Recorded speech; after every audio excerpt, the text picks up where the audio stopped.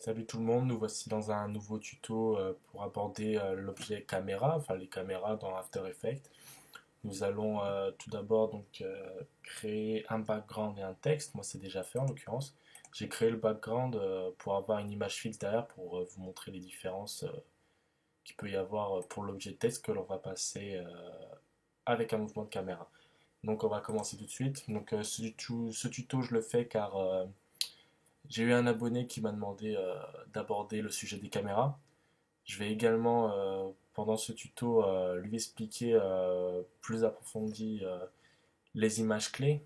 Qu'est-ce qu'une image clé, tout ça, parce qu'il me l'a demandé aussi. Je vais aborder tout ça dans le tuto. Regarde bien.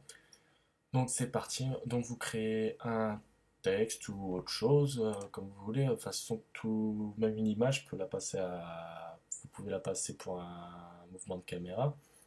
Moi, j'ai fait un texte en l'occurrence ce coup-ci. Et j'ai mis un background derrière pour vous faire voir. Il n'est pas obligatoire, mais c'est pour vous faire voir la différence. Donc, tout d'abord, pour qu'il y ait un mouvement de caméra, il vous faut bien sûr une caméra. Mais il vous faut aussi passer, si on crée dans la timeline objet caméra, donc 28 mm, vous pouvez la renommer caméra à deux nœuds. Activer la profondeur de champ, ça c'est important, il faut l'activer. Donc voilà, si vous faites ça, il n'y aura pas de différence qui se feront quand vous bougerez votre caméra ou autre.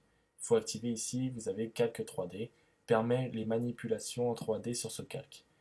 Vous activez pour le calque que vous voulez passer en 3D pour pouvoir faire ensuite un mouvement caméra. Le texte ne sera pas en 3D. C'est juste After Effects qui comprendra que c'est du 3D et donc qui pourrait avoir une profondeur de champ. Donc vous l'activez. Voilà. Et là on va pouvoir ensuite modifier les paramètres de la caméra. Donc vous avez deux onglets, Transformer, que je reviendrai après. Pour moi c'est le plus important. Et Option caméra. Option caméra, ici vous avez le zoom, forcément. Voilà, un exceptionnel. Profondeur de champ, faut mettre oui. Distance mise au point. Donc ça va vous permettre en fait d'ajouter un flou à votre texte. Si vous l'augmentez, vous augmentez ceci. Voilà, vous voyez, on voit bien que le texte devient flou. Je vais même retirer le background derrière pour que vous voyez mieux. Voilà. Donc là, vous avez votre texte qui est bien flou. Si vous baissez la distance de mise au point, le texte va redevenir normal. Si bien sûr, ici l'ouverture, ça vous permet aussi d'avoir un flou plus ou moins épais, plus ou moins gros. Donc c'est pareil, si vous modifiez la valeur, ça agira en fonction de celle-ci.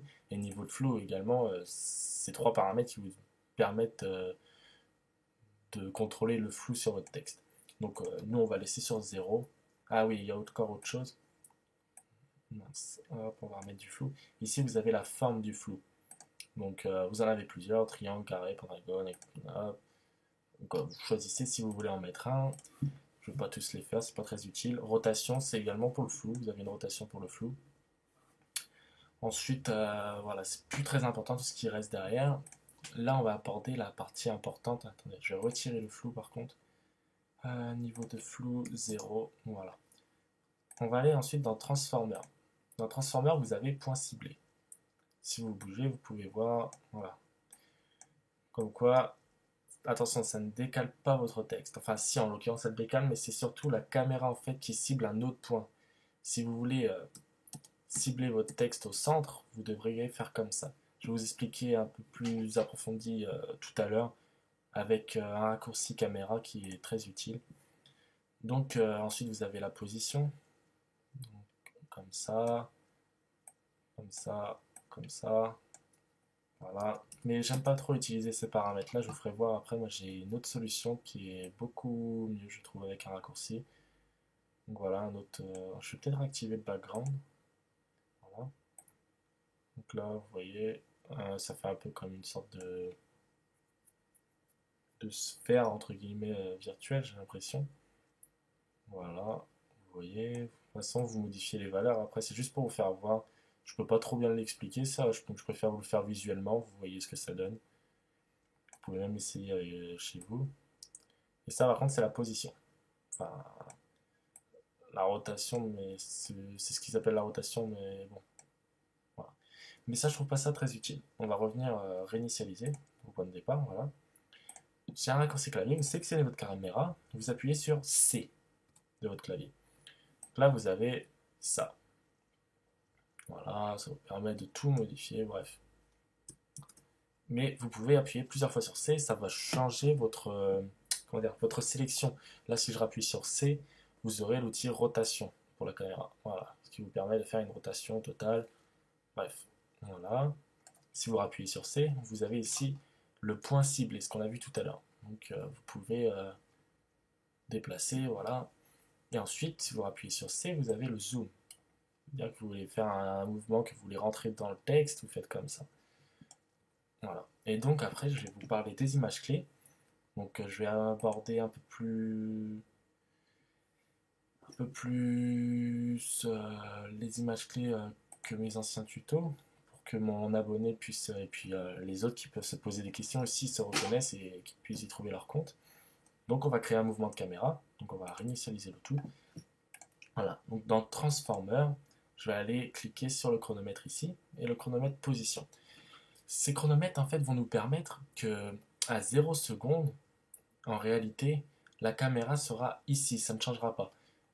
Je lui donne en fait un ordre, c'est que par exemple à 2 secondes, je veux que mon point ciblé soit à 640, soit 360 et à 0 de Z. 640 de X, 360 de Y et moins 1180 de Z. Donc, ce que je vais faire, c'est que je vais cliquer sur le chronomètre. Donc, je vais sélectionner les deux en l'occurrence ce coup-ci. Donc là, on peut voir ici que ça nous a créé ce qu'on appelle deux images clés. Voilà.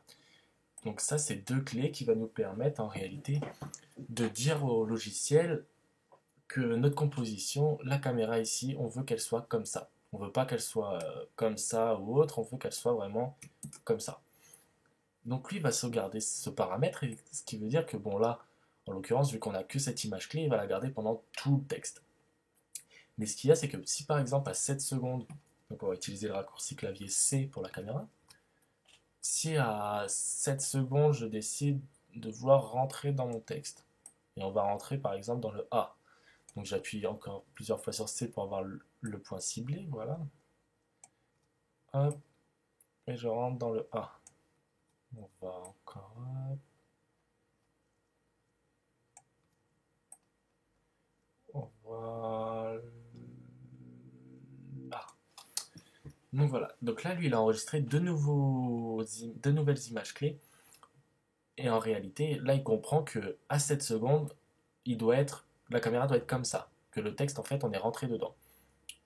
Si j'aurais mis un autre paramètre, il aurait sauvegardé l'autre paramètre. Mais en réalité, ça veut dire qu'à 2 secondes, elle doit être comme ça. Mais à 7 secondes, on doit plus voir le texte, on est rentré dedans. Donc automatiquement, il va créer un mouvement parce qu'il faut que pour arriver de cette image clé à cette image clé, il y a un mouvement parce que s'il ne peut pas passer miraculeusement de ça à ça. Donc il va créer un mouvement. Et en l'occurrence, là, ça nous fait notre mouvement caméra qu'on voulait. On voulait rentrer dans le A. Donc voilà. Si on regarde une petite prévisualisation, on peut voir qu'on a le rendu que l'on voulait. Voilà. Donc ça, c'est pas très dur, les images clés. Je pense que tu as compris, enfin que vous avez compris. Après, une image clé, c'est ça, mais après, vous pouvez apporter des modifications. Par exemple, vous voulez que le texte, vous rentrez plus rapidement dedans. Bah, c'est tout simple. Ici, vous avez votre ordre que le texte doit arriver ici à ce moment-là. Vous avez donné les images clés. Si vous voulez que ce soit plus rapide, vous lui laissez moins de temps pour arriver à cette image-là. Donc vous la mettez par exemple à 5 secondes. Donc lui devra se dépêcher d'arriver ici, plus rapidement forcément. Donc le mouvement sera plus rapide. Si on peut voir, voilà, le mouvement est clairement plus rapide. Après, vous pouvez les mettre encore même plus rapide. Par exemple, comme ça. Là, on va passer vraiment une demi-seconde pour rentrer dans le texte. Voilà, vous voyez. Et à inversement, si vous voulez que ce soit beaucoup plus long, faites comme ça. Ce qui va faire lui, il a beaucoup plus de temps pour arriver à cette image-là. Donc il va le faire plus doucement, justement, plus tranquillement, voilà. Mais toujours pareil, c'est qu'à cette image clé, vous avez toujours la même image. Si à cette image clé, je voulais que l'image soit... On va faire un petit mouvement, on va réinitialiser, on va le mettre, je sais pas, comme ça, et comme ça. Vous pouvez voir que, on va ravancer par contre pour que ce soit un peu plus rapide quand même pour le tuto. On peut voir que mon mouvement a changé parce que j'ai changé mes images clés. Pour les changer, c'est pas très dur. Vous allez sur votre image au moment de l'image clé et là vous changez les paramètres. Automatiquement il devient jaune parce qu'il voit que vous êtes au même moment et vous voulez changer le paramètre. Ou sinon vous pouvez faire aussi double clic sur l'image clé et voilà, point ciblé, valeur, il nous demande tout. Donc voilà. Qu'est-ce que je voulais vous montrer d'autre? Oui, c'est qu'on peut effectuer ce qu'on appelle un lissage. Ou vous allez dans assistant d'image clé, vous avez lissage de vitesse, lissage à l'approche, lissage à l'éloignement. Donc ça peut être sympa. J'utilise beaucoup le lissage de vitesse. Ça vous permet d'avoir un mouvement plus fluide. En réalité, ça démarre pas d'un coup à ce moment-là et ça s'arrête pas d'un coup à ce moment-là. Ça vous permet d'avoir un petit mouvement de vitesse justement.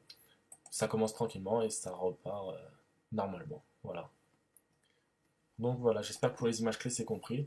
Pour les caméras, écoutez, bah, je pense que c'est bon aussi. Il n'y a pas grand chose d'autre à expliquer. Après, c'est vous qui faites votre animation. Si j'aurais passé par exemple mon calque ici en 3D, mon background, il serait parti avec le texte. Vous voyez? C'est pour ça que si vous n'activez pas, il n'y aura rien. Il n'y aura pas de mouvement de caméra effectué. Votre caméra ne fonctionnera pas entre guillemets. Donc par exemple, vous appuyez sur U pour ouvrir toutes les images clés de la caméra. Si vous voulez du texte, tout ça, c'est toujours U, c'est un raccourci clavier. Donc voilà. Par exemple, je veux que ici, en fait,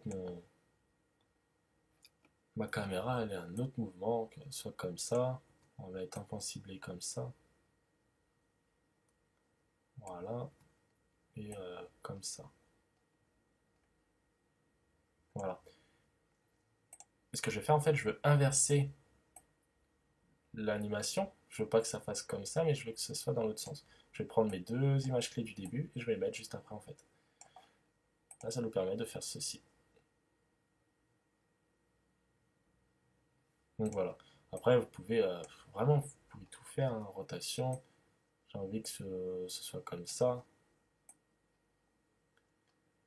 Hop, hop. Je supprime mes deux anciennes et je vais faire une nouvelle animation. Je veux que ce soit comme ça. Voilà. Bon, c'était un petit mouvement de caméra sympa. C'était vraiment pas fantastique, mais bon. C'était pour vous expliquer. J'espère que les images clés, c'est bien compris. Les caméras, voilà, c'est fait. Vous devez toujours impérativement activer le calque 3D ici. Si vous n'avez pas cette partie-là dans la timeline, c'est parce que ici, vous avez affiché masque, option et mode. Voilà. Vous cliquez pour l'avoir et vous activez ici les calques que vous voulez passer en 3D pour avoir un mouvement de caméra. Voilà, j'espère vous avoir été utile. J'espère que les caméras et les images clés sont bien comprises. Et à bientôt pour un nouveau tuto. N'hésitez pas à vous abonner, à liker, puis à me dire si vous voulez un tuto particulier ou quelque chose. Je me ferai un plaisir de le faire. Bonne soirée, salut.